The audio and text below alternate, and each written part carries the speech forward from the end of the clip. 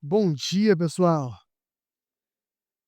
Já nos saudamos com a paz do Rei Jesus, não é mesmo? Então, já estamos nesse momento de alegria. Quem tá alegre? Vocês estão alegres? Tá alegre, eu tô especialmente alegre hoje. Tem me alegrado muito a gente, domingo após domingo, relembrar na liturgia do culto o Evangelho, né? Isso permite que a gente louve ao Senhor com a linguagem bíblica, que a gente confesse quem nós somos com a linguagem bíblica, que a gente peça a Deus para ser transformado com a linguagem bíblica e que a gente celebre, né, receba a garantia do perdão e diga isso uns aos outros com a linguagem bíblica. Então, a gente, a partir da liturgia, vai aprendendo e treinando e praticando esse processo que a gente tem que viver no dia após dia, usando as escrituras como guia para isso. Então isso é muito legal, não sei vocês, mas assim, quando a gente lê ali a garantia do perdão, em luz do momento que a gente acabou de confessar, é sempre para o meu coração, assim, um momento de "Uau, ele nos ama". Então, isso me deixa muito feliz. E aí quando a gente pode ter esse momento que a gente teve aqui por último, de, em luz de tudo isso, desejar a paz de Cristo e que ela reine sobre a vida uns dos outros. Isso pode ser só repetição, sabe, se a gente fizer sem coração. Mas se a gente fizer com o coração, isso é tão profundo, isso é tão legal. Eu estou muito feliz, tô muito feliz. Também estou feliz de poder compartilhar com vocês, meus irmãos, mais uma manhã de domingo, mais um dia do Senhor, a palavra.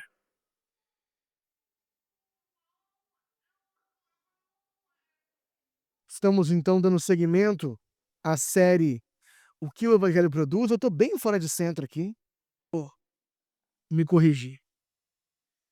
Sério.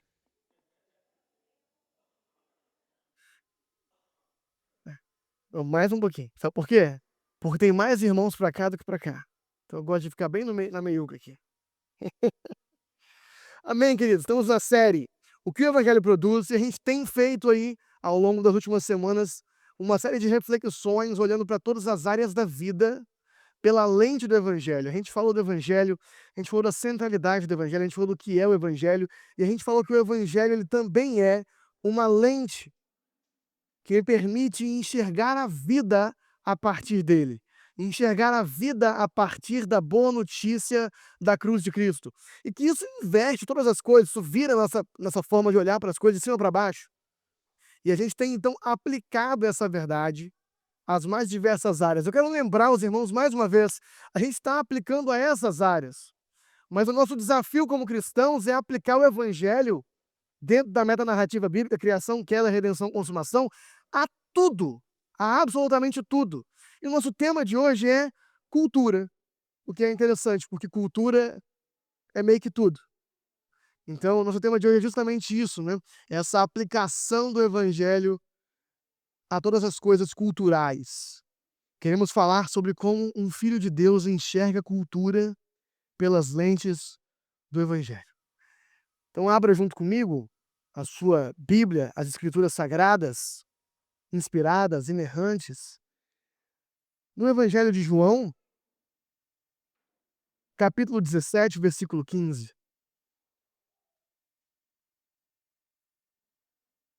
Na medida que você encontrar, ponha-se de pé. Evangelho de João, capítulo 17, versículo 15.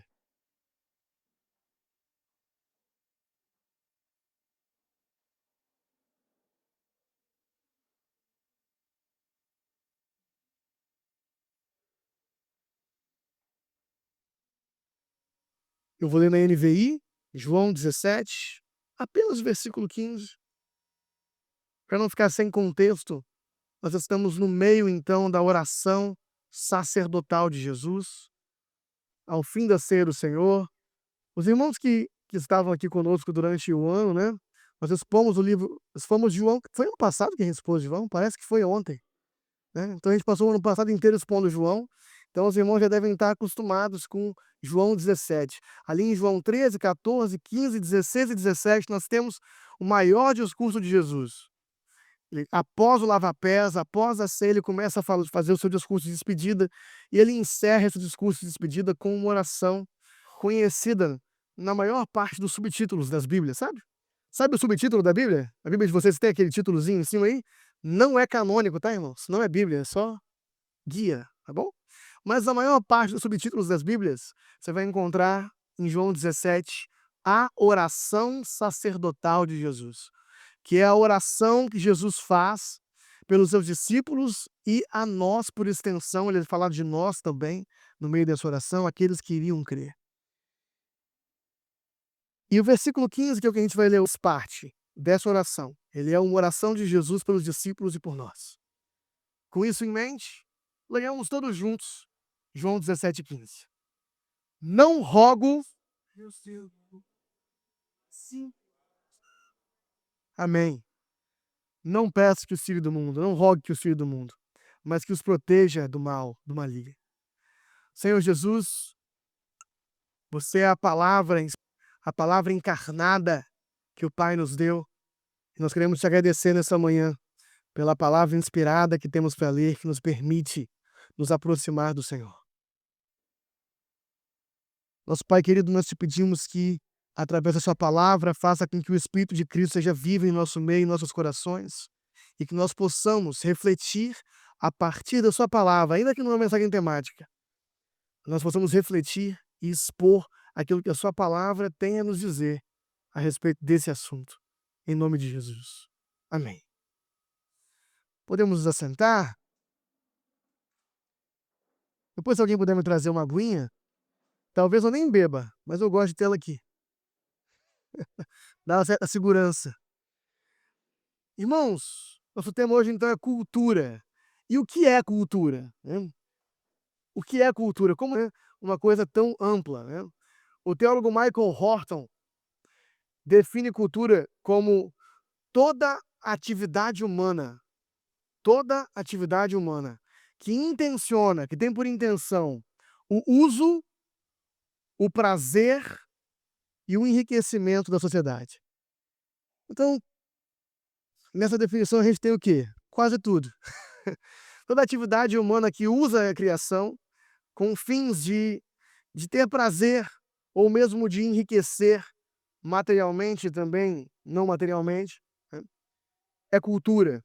Cultura, então, também na definição de Michael Horton, é um conjunto de gostos que regem um povo específico. Numa outra definição de Edward Tylor, cultura é todo aquele complexo que inclui o conhecimento, as crenças, a arte, a moral, as leis, os costumes e todos os outros hábitos e capacidades adquiridos pelo homem como membro de uma sociedade. Bem amplo, né? Então vamos dar uma simplificada nisso aqui. Por escopo dessa pregação, eu quero definir cultura com vocês como toda a atividade humana de interação com a criação e uns com os outros. Toda atividade humana é cultura. Toda atividade humana é cultural. Exemplos práticos: esporte é cultural. Política é um tema cultural. Ensino, música, tecnologia, cinema, livros. Às vezes a gente fala em cultura e a gente pensa só em música, teatro, literatura, filmes. A gente pensa só nas artes clássicas, né? Mas toda atividade humana de interação com a criação, ela é cultura. Então, com uma definição assim tão abrangente, né, tão grande, os irmãos percebem como cultura é inescapável.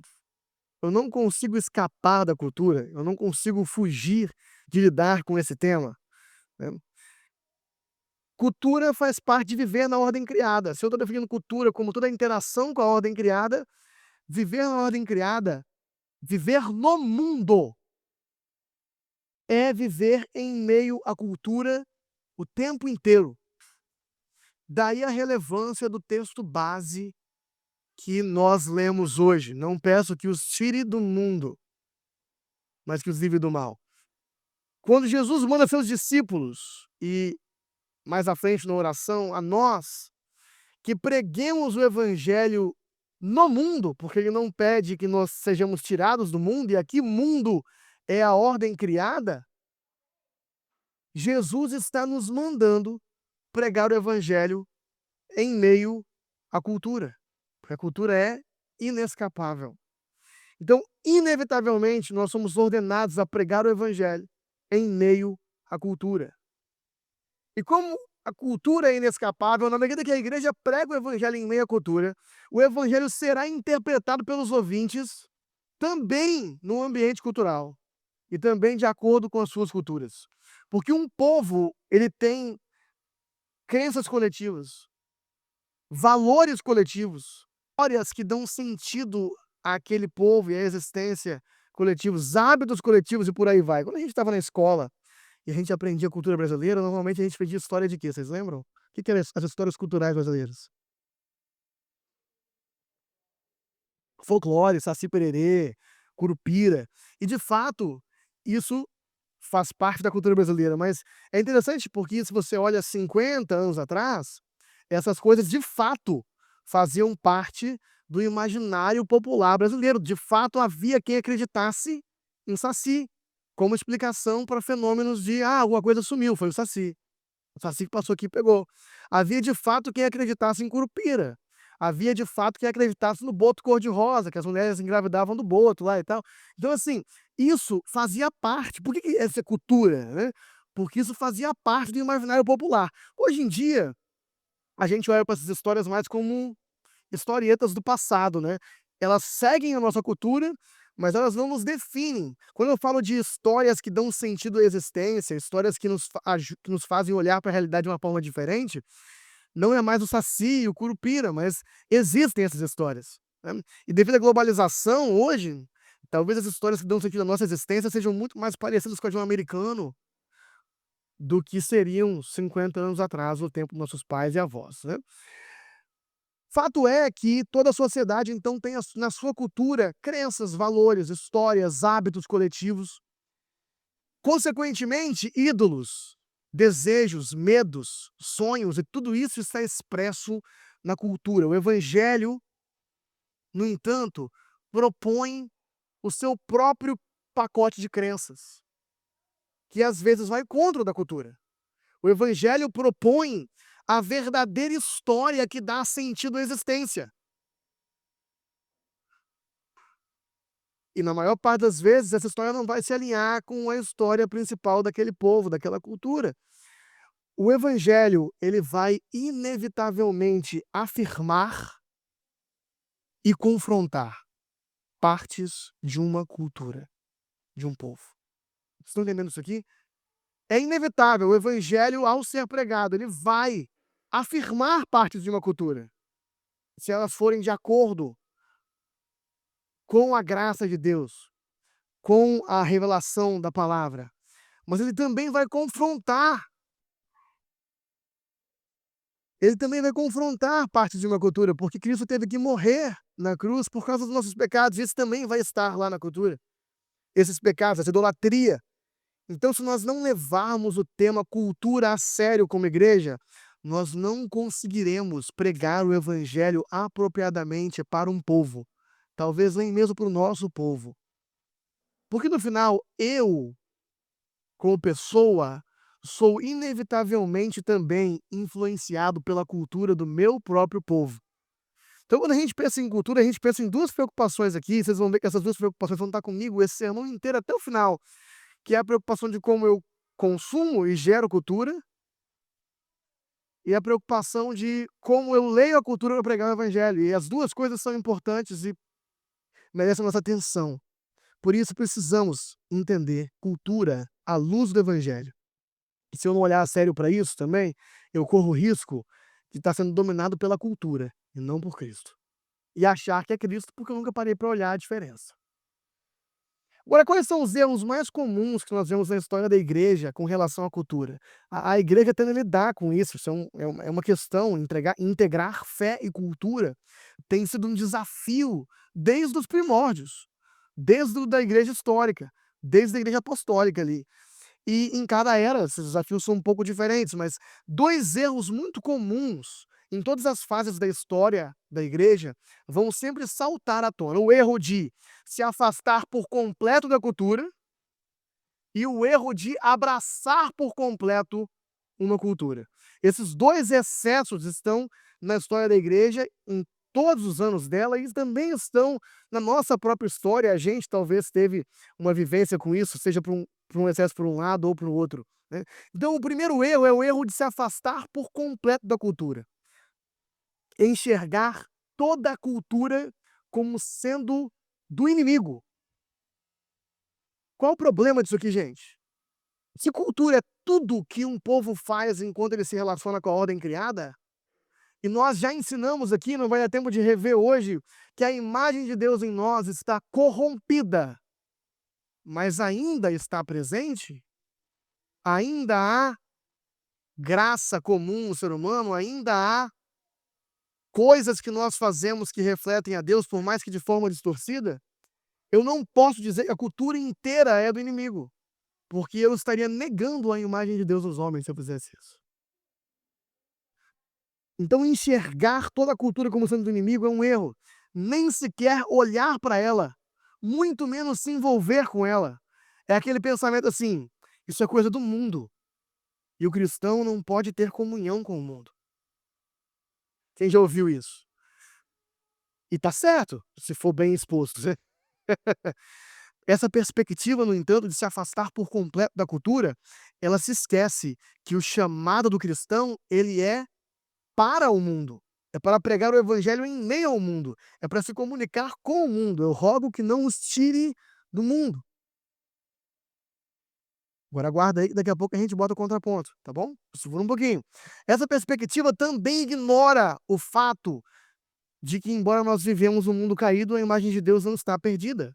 Existe expressão cultural, mesmo vinda de um homem caído, que às vezes expressa o bem, que às vezes expressa a beleza, a bondade e a justiça de Deus.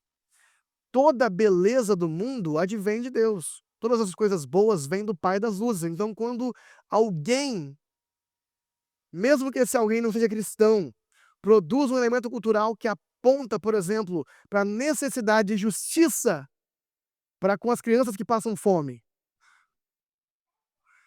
eu estou vendo, na verdade, algo que me leva à justiça de Deus. Por mais que aquela pessoa não seja cristã, mas ela enxergou justiça em meio à criação. Toda a criação revela os atributos de Deus. Expressão cultural bela e que aponta para Deus, mesmo vinda de homens caídos. E toda beleza é a beleza de Deus. Agora, quem pensa assim, essa igreja que se afasta por completo da cultura, qual que é a consequência disso? Ela gera uma subcultura cristã, um gueto, um nicho gospel, aonde tudo que a gente faz é gospel. Então a gente usa roupa gospel, inclusive, tem roupa de moda evangélica, tem loja de roupa evangélica, né. A gente usa roupa gospel, a gente assiste filme gospel, a gente ouve música gospel, a gente lê livro gospel. Então vira uma subcultura cristã, aonde não há nenhum tipo de interação com o restante do mundo. Qual o resultado disso? A pregação do evangelho perde força, porque sem nenhum ponto de contato com a cultura, nós não sabemos que ídolos devemos confrontar. Qual é a idolatria que deve ser confrontada? Qual é o medo que o evangelho tem uma boa resposta? E muitas vezes nós nos pegamos então pregando contra espantalhos, batendo em espantalhos, porque na verdade aquilo que a gente está dizendo que o mundo pensa não é bem o que o mundo pensa.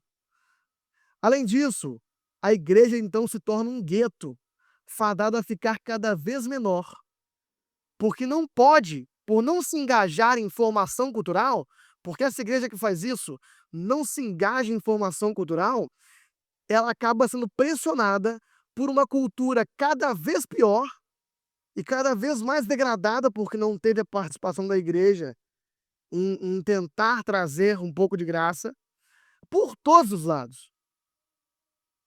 Infelizmente, nós vemos um pouco disso no Brasil. Depois eu volto nesse assunto. Agora, no extremo oposto, nós temos o erro de abraçar por completo a cultura, superadaptar a cultura, enxergar toda não, isso é tudo graça comum, enxergar toda a cultura como fruto da graça comum e ignorar o fato de que, se somos caídos, se somos idólatras, apesar de termos a imagem de Deus em nós, temos também idolatria o tempo todo, estamos o tempo todo querendo roubar a glória que é de Deus, e a cultura então expressa as idolatrias mais populares de um povo. Essa perspectiva de abraçar por completo a cultura, ela ignora que existe idolatria na cultura. Ela se esquece que o mundo, apesar do chamado do cristão ser para o mundo jaz no maligno, e o chamado do cristão também é contra o mundo. É difícil entender que a nossa posição como igreja é de ser simultaneamente contra e a favor do mundo. A igreja é simultaneamente contra o mundo, porque ela denuncia os ídolos culturais, mas a favor do mundo, porque ela afirma tudo que é belo, bom e justo e dá o caminho. Se você acha isso aqui belo, bom e justo, é através de Cristo que a gente vai ter cada vez mais isso aqui. Mas esse erro de abraçar por completo a cultura, então, ele acaba, ele destrói qualquer diferenciação entre igreja e sociedade. Então, se por um lado, no erro de me afastar da cultura, eu crio uma igreja que é cada vez mais isolada e cada vez vive num gueto cultural, eu uso roupa de crente, música de crente, livro de crente, série de crente, filme de crente, nesse outro acaba-se qualquer diferenciação entre igreja e sociedade. E aí cria-se um povo que ouve todo tipo de música, usa todo tipo de roupa, lê todo tipo de livro, consome todo tipo de filme e série. São 2 extremos em relação a consumo e análise da cultura. Como resultado desse extremo, a pregação do evangelho também perde força, porque a morte de Cristo se torna um mero adereço, ela não é necessária, já que não tem ídolo para eu confrontar na cultura, por que Cristo teve que morrer? Não há práticas pecaminosas para se abandonar? E o pior, meus irmãos, é que às vezes a gente consegue cometer os 2 excessos ao mesmo tempo. Eu tenho falado muito disso aqui em algumas pregações. Por exemplo, música, Deus me livre, sou cristã, mas filme, qualquer um eu assisto. Então, por um lado eu vivo um excesso, por outro eu vivo outro. Novela da Globo, Deus me livre, só da Record. Mas série americana, qualquer uma, eu tô assistindo. Então, às vezes, a gente consegue cometer os 2 excessos, tanto de abraçar demais, quanto de afastar demais. Respostas exageradas. Essa resposta à cultura, essas 2 possibilidades de resposta, né, afastar e abraçar, ambas são respostas exageradas, são respostas fáceis. Não dá trabalho. Eu já vou com uma perspectiva, já é isso que eu vou fazer. E o evangelho vai precisar brilhar sobre a cultura, e isso vai nos fazer ter um certo trabalho reflexivo. Nós precisamos abrir mão de achar que nós vamos ter uma resposta fácil. Essa pregação não vai te dar uma resposta fácil em relação a como lidar com a cultura. Porque não tem. As respostas fáceis são as erradas. Precisaremos aprender a olhar para as mais diversas expressões culturais sob a luz do evangelho, para saber tanto o que dá para receber e o que eu preciso rejeitar, quanto como eu preciso aplicar o evangelho àquilo para pregar o evangelho mais tarde. E por isso, nós vamos olhar agora, como fizemos em todas as pregações dessa perna da série, para a cultura na cosmovisão cristã, à luz do evangelho. Eu quero entender, então, aonde estava a cultura na criação, o que aconteceu com a cultura durante a queda, por causa da queda e até hoje, como a redenção de Cristo afeta o nosso engajamento cultural e como será a cultura para todo sempre em Nova Jerusalém. Começando pela criação. Se nós entendemos que cultura, como falamos aqui, é tudo que é gerado a partir da nossa interação com a ordem criada e uns com os outros, então voltando aqui, definição, cultura é tudo que é gerado a partir da nossa interação com a ordem criada e uns com os outros, veremos que já havia cultura na criação. Já havia cultura no jardim. O homem é colocado no jardim e Deus dá uma ordem. Deus manda que ele cultive e guarde o jardim. Deus manda que ele domine sobre a terra, sobre os animais. É Deus que orienta a humanidade a interagir com a criação e uns com os outros. É Deus que nos manda fazer cultura. Deus nos fez, em certo sentido, para isso, para interagir com Ele, com a criação e uns com os outros. Então, em certo sentido, Deus nos fez para fazer cultura. Deus nos fez para essa experiência social que inevitavelmente forma a cultura. Por isso, alguns teólogos chamam essa ordem de Deus, o cultivar e guardar, né, de mandato cultural, porque ela é uma ordem em relação ao homem se relacionar com a criação, com trabalho, desenvolvimento e governo. Agora, eu não gosto de falar "e se", né, porque mas e se não tivesse tido pecado? Na verdade, essa realidade não existe, né. Nós não estamos na Marvel, não tem múltiplos universos. É só esse aqui mesmo. Aconteceu o que aconteceu e não tem esse. Mas eu acho que vai ser útil para essa ilustração. Se não tivesse havido pecado, ainda haveria música, ainda haveria poesia, ainda haveria literatura, ainda haveria obras de arte, ainda haveria trabalho e muito mais. A diferença, Senhor, a cultura querendo invadir, você viu? A cultura querendo invadir a pregação. Meu Deus, é forte.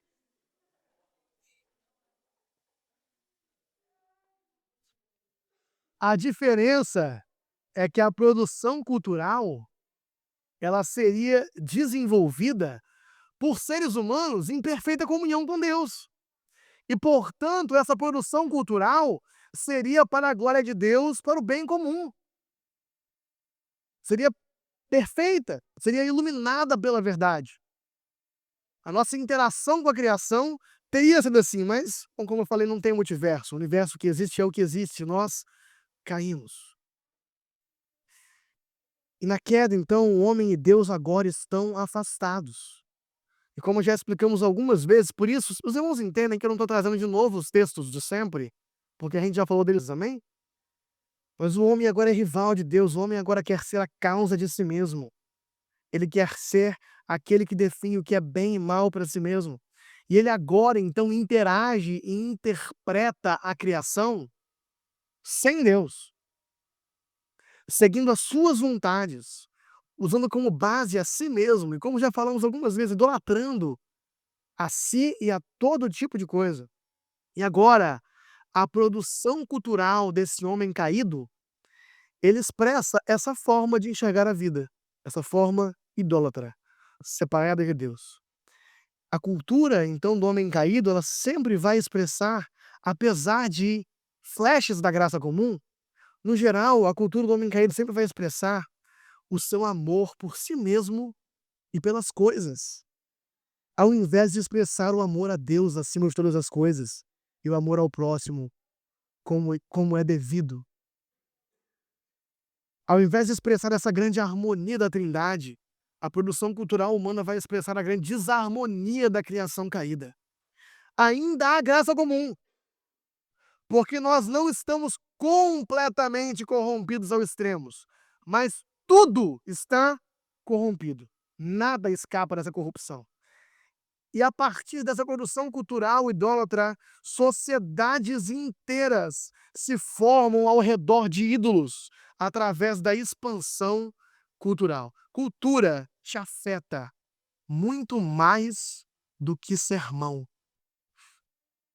Os irmãos percebem isso? Por que é tão perigoso também não pensar cultura?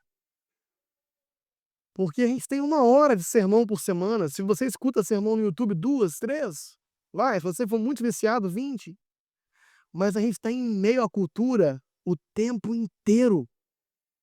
A gente está o tempo inteiro em meio à cultura. E eu quero dar um exemplo para provar isso aqui. A maioria de nós nunca ouviu falar em Jean Paul Sartre e no existencialismo. Jean Paul Sartre propôs que o sentido da existência não é encontrado fora do homem, mas dentro do homem. E que não há sentido para a existência que todos podem compartilhar do mesmo, mas cada um vai descobrir, né, como a sua própria existência deve ser expressa dentro de si mesmo. A maioria de nós não ouviu falar em Jean Paul Sartre, mas quem já escutou essa mensagem aqui em algum filme, em alguma série, em alguma música?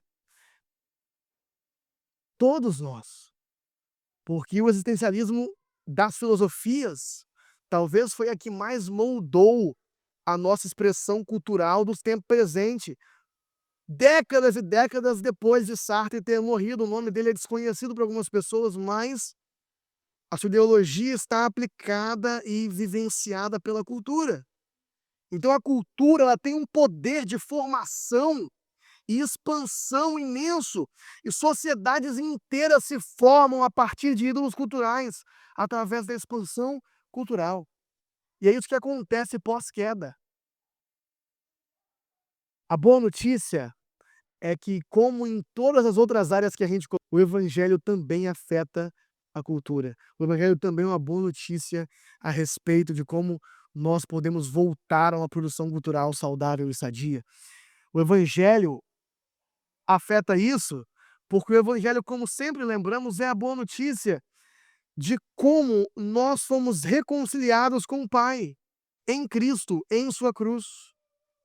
Ou seja, é um povo que agora passa de novo a olhar para a criação e interagir para a criação, com a criação, tendo Deus no coração, tendo Deus na conversa, tendo Deus como parte disso.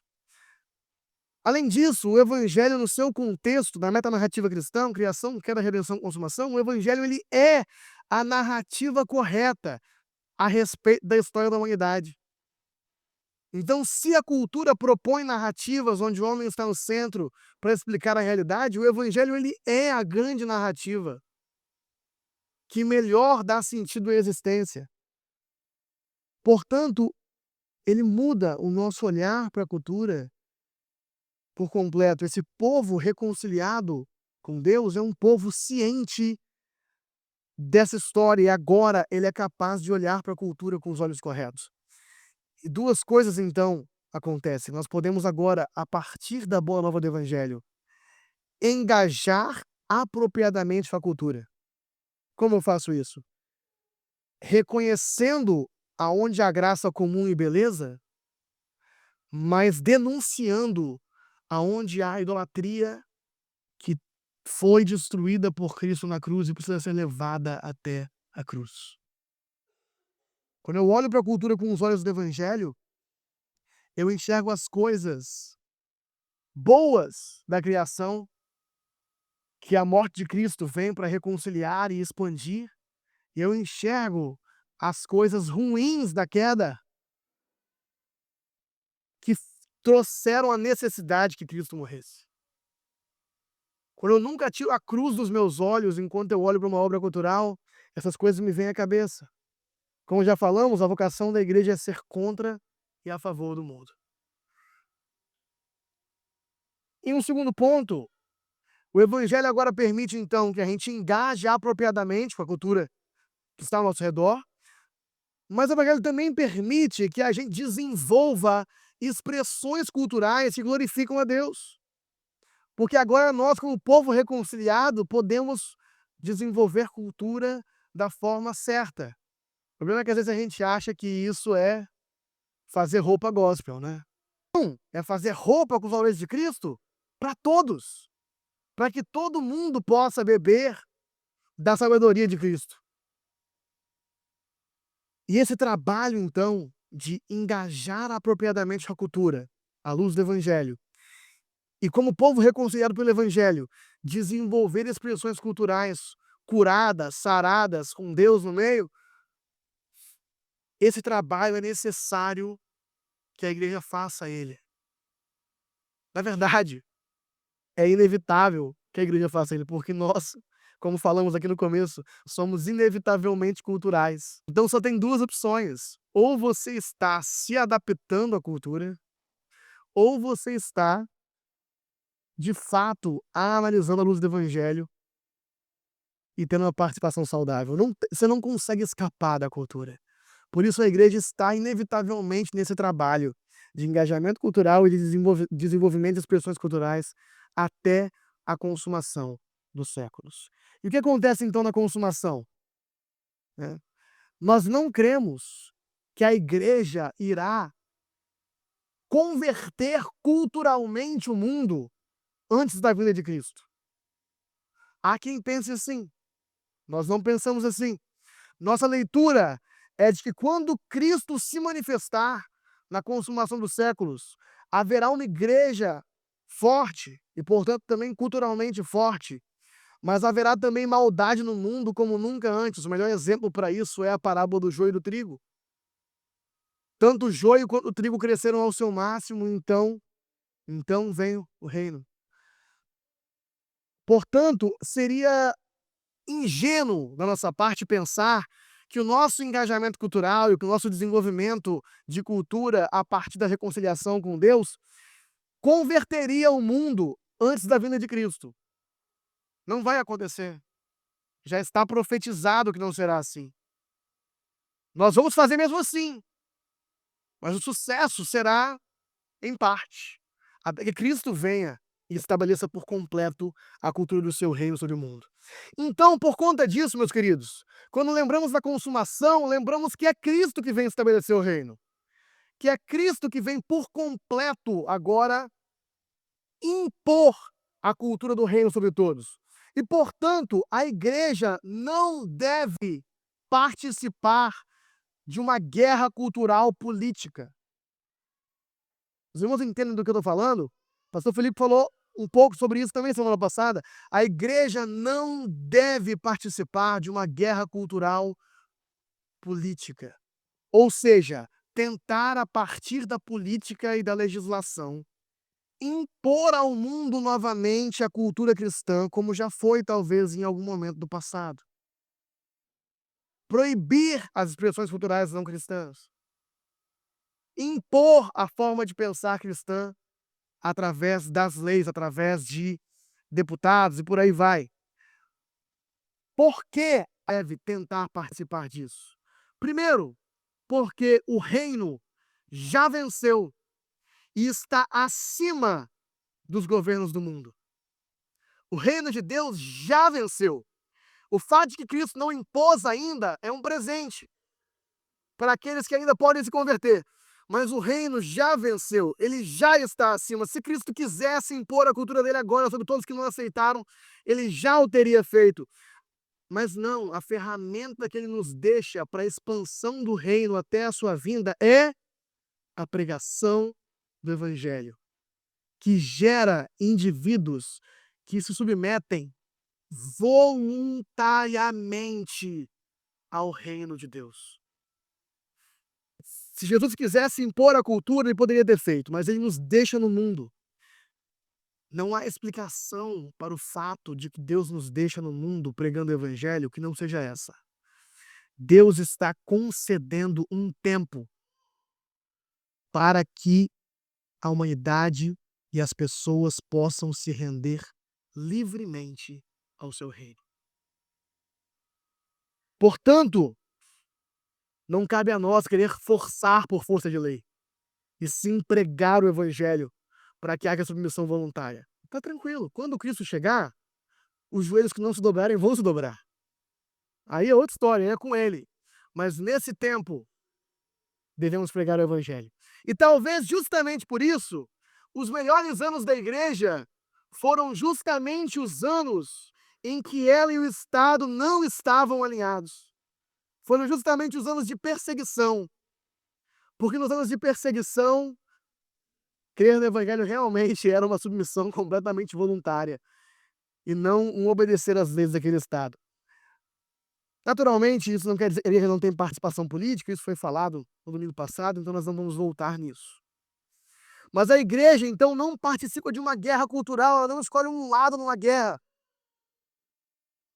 porque nós estamos acima disso. Nosso papel é anunciar o evangelho. Nossa confissão é para com o reino de Cristo. Na consumação, então, voltaremos a estabelecer cultura sobre toda a terra, juntamente com o próprio Deus, seremos seus reis e sacerdotes, dominaremos sobre a terra, como era no jardim. Aquilo que fomos criados para fazer no jardim, faremos por todo sempre, mas agora o jardim é uma cidade que desce dos céus, onde Deus é o arquiteto e construtor, uma cidade que expressa os valores da cultura do reino de Deus. E essa cidade, então, a visão de Apocalipse 21, 22, é essa cidade. E o que é uma cidade? Senão um símbolo de expressão cultural extremamente florescido. Porque quando humanos se juntam, eles são nômades, eles vão construindo ali, eventualmente, uma cidade. O que é uma cidade, senão o maior símbolo de expressão cultural ampliada? A cidade de Deus desce dos céus e influencia todo mundo com a cultura de Deus. E nossa visão são os reis da terra, trazendo as honras dos seus povos à Nova Jerusalém. Ou seja, ainda há uma pista aí de que, embora na consumação dos séculos tudo será do jeito de Deus, ainda haverá particularidades de cada nação, particularidades culturais de nações diferentes, porque reis de nações diferentes trazem ofertas diferentes de acordo com os seus povos a Cristo em Nova Jerusalém. Então a gente está na cultura e vai haver cultura até a consumação dos séculos. Mediante a isso, meus irmãos, então, já que olhamos, né, cultura estava lá antes do pecado, cultura foi contaminada pela idolatria na queda. O povo de Deus remido e alcançado pelo evangelho consegue engajar com a cultura e desenvolver cultura com Deus no meio. E faremos isso até a consumação dos séculos, onde só então na consumação isso será completo por toda a terra. Em luz disso, como viveremos? Viveremos cumprindo o nosso papel nesse tempo. Nosso papel de se engajar apropriadamente com a cultura, de afirmar a beleza e confrontar os ídolos, de responder os medos com o evangelho. Tudo à luz do evangelho. Produzindo cultura que glorifica a Deus para todo mundo. E isso não será fácil. Vai exigir reflexão. Vai exigir que, às vezes, você vai pegar uma peça cultural e vai pensar, não, o que a criação diz sobre isso? Mas e como que a queda afeta isso? Como que vai exigir reflexão? Vai exigir pensar coisas que nós percebemos que a igreja no Brasil, por alguns anos, optou por parar de pensar, como, por exemplo, como é que um filho de Deus, ator, escolhe quais papéis ele pode atuar ou não pode atuar? Por longos anos, a resposta da igreja foi: cristão não pode ser ator. Quem viveu isso aqui só eu? Mas vai exigir uma reflexão mais profunda. Como um filho de Deus político define como agir na política? Como um filho de Deus escritor define o que deve ou não deve escrever? Como um filho de Deus músico define o que deve ou não deve escrever, né? Ó, meu filho aí. Como um filho de Deus, então, vive culturalmente em meio ao mundo? Não é nem só proibir, nem só aceitar, nem só aprender no gueto, nem só abraçar tudo.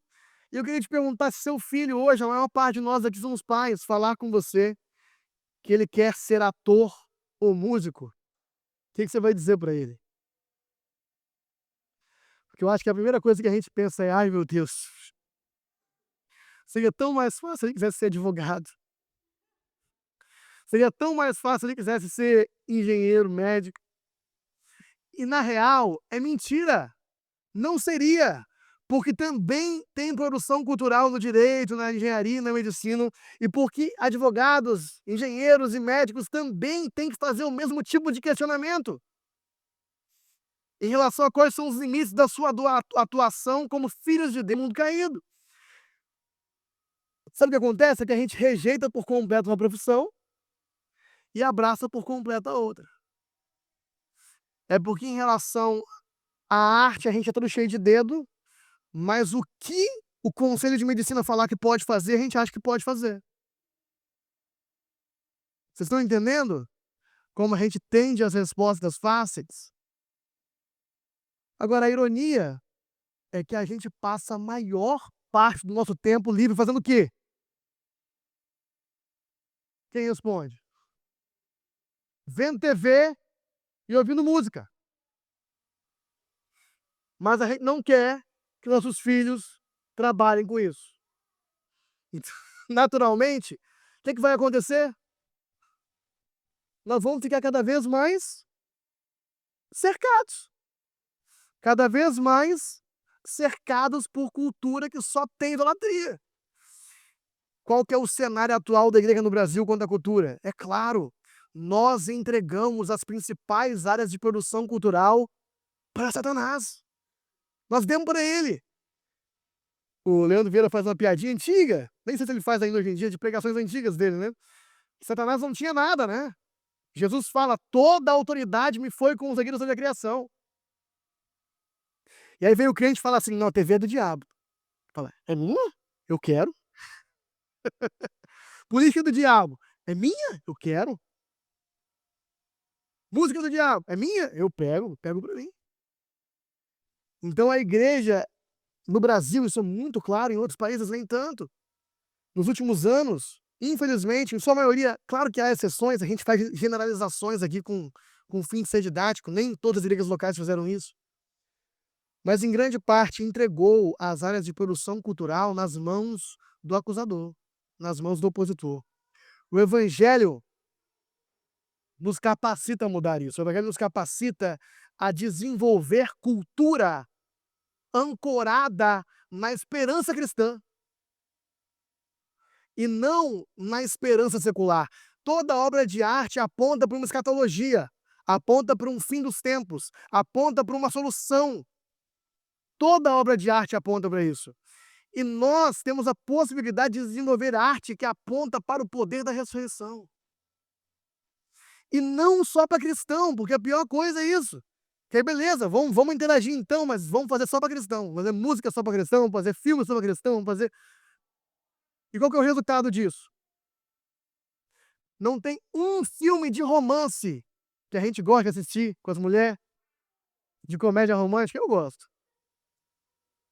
que expresse uma visão saudável de casamento. Quem assistiu um nos últimos anos? Não tem. Não tem. Por quê? Porque filme cristão só quer fazer filme de Jesus. Vocês estão entendendo o que eu estou falando? Mas o evangelho então nos capacita a tanto engajar corretamente com a cultura, quanto também a desenvolver cultura ancorada na esperança cristã. Cultura que aponta para uma esperança que é maior que esse mundo. E não só para cristãos, mas para todos. E eu quero então fechar essa pregação compartilhando duas ferramentas práticas. Duas ferramentas práticas para interagirmos com a cultura. Uma dessas ferramentas é para guiar como nós consumimos e desenvolvemos cultura. E a outra ferramenta é para guiar como nós anunciamos o evangelho em meio à cultura. A primeira dessas ferramentas é os 3 R's: receber, redimir e rejeitar. Ao nos deparar com um elemento cultural, qualquer que for esse elemento cultural, há 3 atitudes que um cristão pode ter, e ele deve ter a correta. E nós precisamos então refletir para saber qual atitude tomar. A gente vê uma peça de cultura, a gente pode receber, rejeitar ou redimir. A gente precisa refletir para entender qual que é a decisão correta. Nós devemos receber aquelas coisas da cultura que forem verdadeiras, belas, justas. Reconhecer que existe produção cultural assim. Isso aqui é um exemplo, né? É um copo. Cultura é tudo. Então é um produto novo. Hoje em dia não, né, mas em algum momento o copo foi um produto novo no mercado. E os cristãos tiveram que recebê-lo por completo, porque era uma boa ideia. O exemplo mais claro que o pessoal usa muito, um celular, um smartphone. Em algum momento aquilo foi uma novidade. E aquilo é cultural, cultura é tudo. E a opção cristã, ao ver que não havia problema nenhum em receber aquilo, foi receber. Um computador, peças culturais que apontem para a necessidade de justiça, que apontem para a beleza do casamento, do matrimônio. Eu posso ver. Eu posso ver um filme que aponta para a beleza do amor monogâmico. Isso posto, eu também preciso saber que há certas expressões culturais que, para o meu consumo próprio, eu devo rejeitar. Que expressões culturais são essas? Que são puramente manifestações idólatras, que corrompem a verdade, a beleza e a justiça do reino de Deus. Há peças culturais que o seu principal objetivo é promover uma agenda de valores que vai contra a verdade do reino de Deus. E essas, para o meu próprio consumo, eu devo rejeitar. Sejam músicas que propaguem um modelo de poliamor, um modelo de amor onde a monogamia é mal vista, propaguem todo tipo de devassidão, ou de forma mais óbvia, a própria pornografia. Uma expressão cultural que não tem o que fazer com ela além de rejeitar. É só rejeitar. Enfim, mediante a qualquer elemento cultural, o cristão deve saber se ele deve receber, rejeitar ou redimir. O que seria o redimir, então? Eu preciso saber usar bem. Redimir é saber usar bem aquelas expressões culturais que podem ser usadas tanto para o bem quanto para o mal. Por exemplo, eu falei do smartphone, né? Como a tecnologia. Vamos falar, por exemplo, sobre algo que eu faço no smartphone. A própria internet. E como eu uso a internet. Eu posso usá-la para o bem, eu posso usá-la para o mal. Eu preciso redimir a forma que eu a uso. Shorts do YouTube, Reels do Instagram, TikTok. Minha impressão é que a maior parte das pessoas usa para o mal. Da distração infinita e eterna, para o esquecimento de tudo que é importante. Mas não é impossível tentar usar para o bem. É apenas um meio de informação ultra rápido, que talvez no ponto certo, no tempo certo, né, a igreja está fazendo um trabalho evangelístico através de pequenos trechinhos. É perigoso isso, é muito perigoso. Que aí depois surge uma geração meio rasa, que não sabe fazer mais do que 90 segundos, mas é um ponto de entrada possível para uma conversa mais séria. Então, é uma tecnologia que não precisa ser completamente rejeitada, pode ser redimida. Eu posso pensar em usá-la da forma apropriada. Toda, todo elemento cultural, toda expressão cultural que se apresenta para o cristão, nós precisamos saber escolher. Olhar, refletir e pensar: eu vou receber, eu vou rejeitar, ou eu vou tentar redimir isso aqui. Então essa é a primeira ferramenta. E a segunda ferramenta que eu queria compartilhar com vocês, meus irmãos, é para nós sabermos pregar o evangelho em frente à cultura. Se chama ouvir, abordar e responder. Ouvir, eu preciso escutar a cultura e a palavra. Não só a cultura. Também não só a palavra, porque eu preciso aplicar a palavra na cultura. Então eu preciso ouvir a sociedade.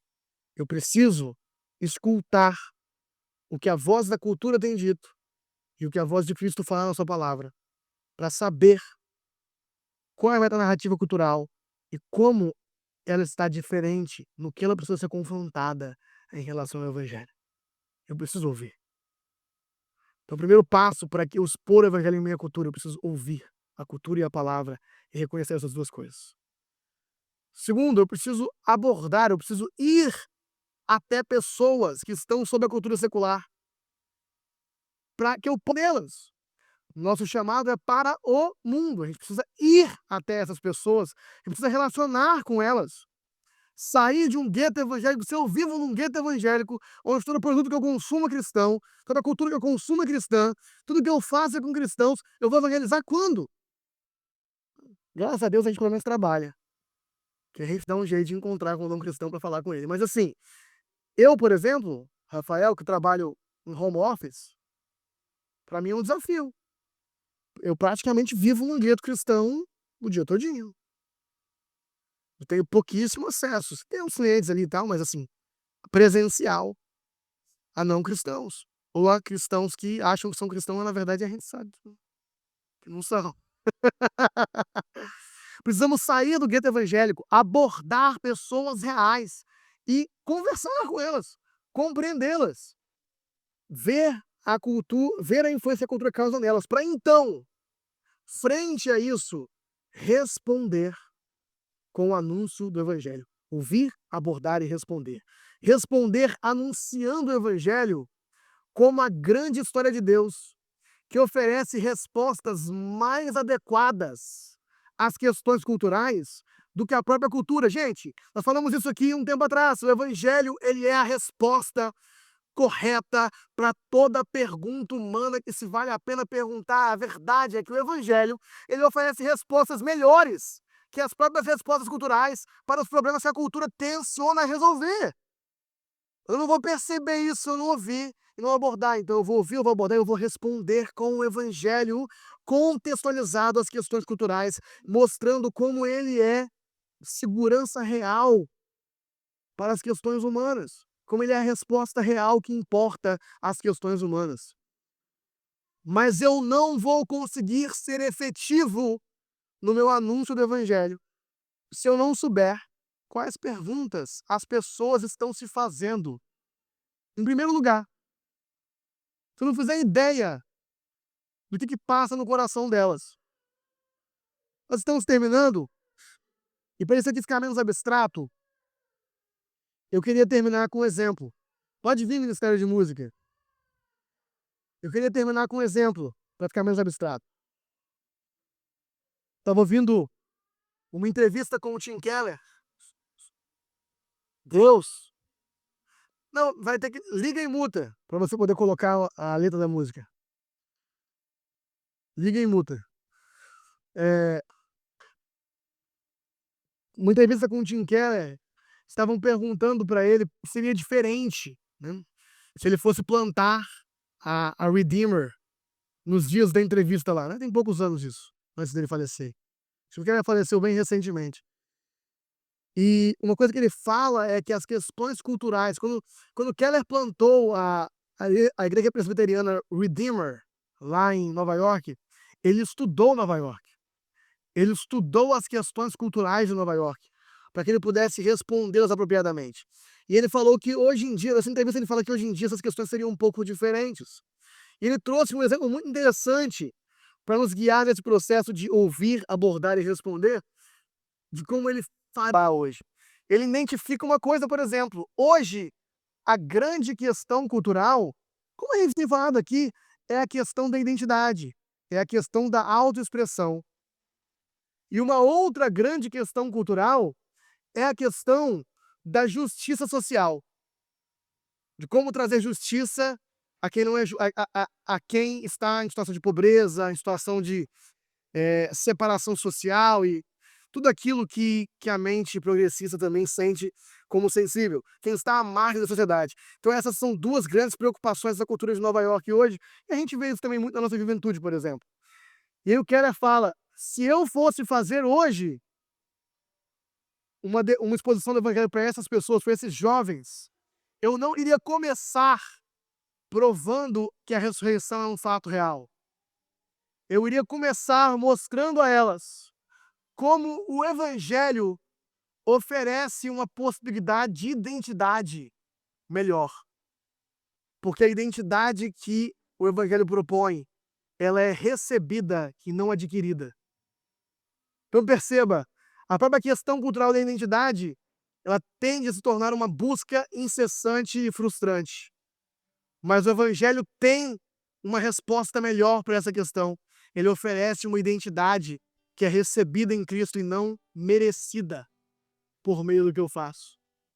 Na questão da justiça social, o evangelho oferece uma forma de pensar justiça social e de agir socialmente que não me transforma num tirano, que quer diminuir cada vez mais os graus de liberdade com o objetivo de resolver os problemas.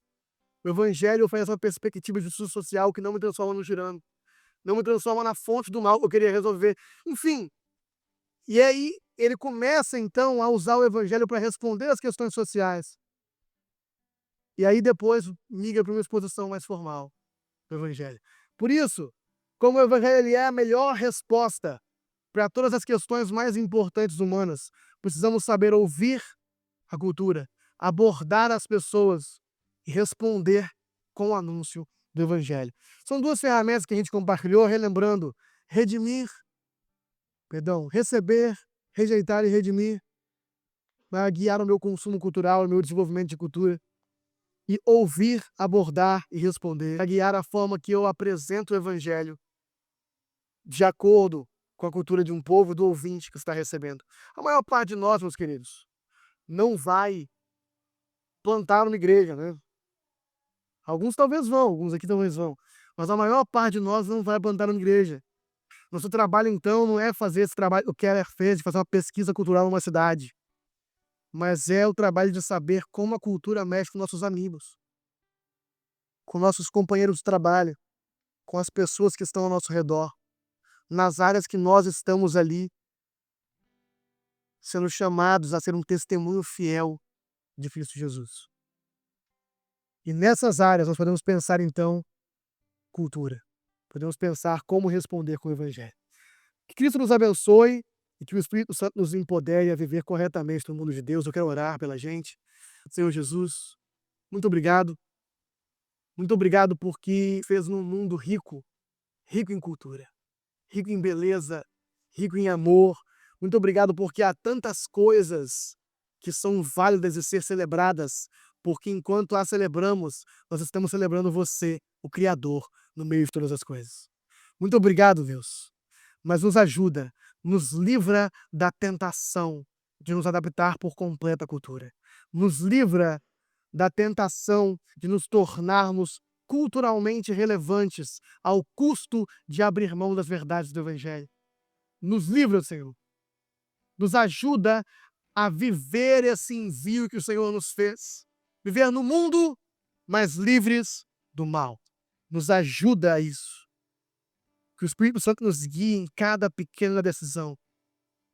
E que nós possamos, em meio àqueles que estão perdidos, sem resposta numa cultura idólatra, sermos a luz do teu reino, o sal sobre a terra. E assim como o sal impede as comidas de estragarem, que nós, como sal da terra, possamos de alguma forma compartilhar do Evangelho, compartilhar dos seus valores através da cultura que nós desenvolvemos e vivemos nos nossos mais variados locais. Senhor Jesus, fica conosco. Amém.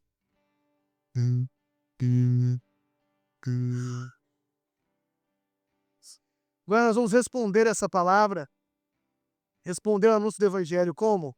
Vamos responder cantando, em uma só voz, anunciando em uma só voz as verdades do Evangelho.